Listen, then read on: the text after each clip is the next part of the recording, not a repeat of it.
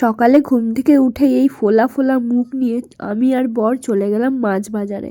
গিয়ে তো নিজের পছন্দ মতো মাছ পেলাম না, তাই চিংড়ি মাছ নিয়েই চলে আসলাম। মাছটা বেছে আনা হয়নি কারণ বরের অফিসে লেট হয়ে যাচ্ছিল। এতটা চিংড়ি মাছ আনলাম, বাছার পর দেখে একদম অল্প হয়ে গেছে। যাই হোক, মাছটাকে ভালো করে ধুয়ে লবণ হলুদ মাখিয়ে কিছুক্ষণ রেখে দিলাম। চিংড়ি মাছ দিয়ে একটা নতুন ডিশ এক্সপ্লোর করার চেষ্টা করছিলাম।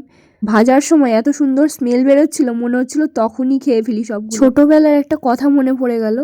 ছোটবেলায় তো চিংড়ি মাছ একদমই খেতাম না, আর এটাকে খুব ঘেন্না ঘেন্না লাগতো। অ্যাকচুয়ালি কি বলতো, আমি এটাকে জলের পোকা ভাবতাম, যদিও সেটাই সত্যি। পৌষ সংক্রান্তির জন্য শাশুড়ি মা তো বানিয়েছিল পিঠে পুলি, আর আমি একটু জানলার ধারে বসে বসে খাবারটা এনজয় করছিলাম। আর তারপরেই মনে হলো যে আমার একটা পার্সেল আনবক্সিং করা বাকি আছে।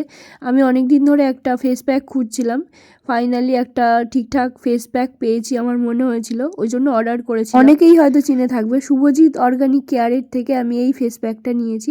কারা কারা ইউজ করো আমাকে কিন্তু জানিও। আমার এতটাই সেনসিটিভ স্কিন, আমি কোনো ফেস প্যাক ইউজ করতে পারি না, প্রত্যেকটাতেই আমার মুখে র্যাশ বেরিয়ে যায়। দেখি এটা কেমন হয়।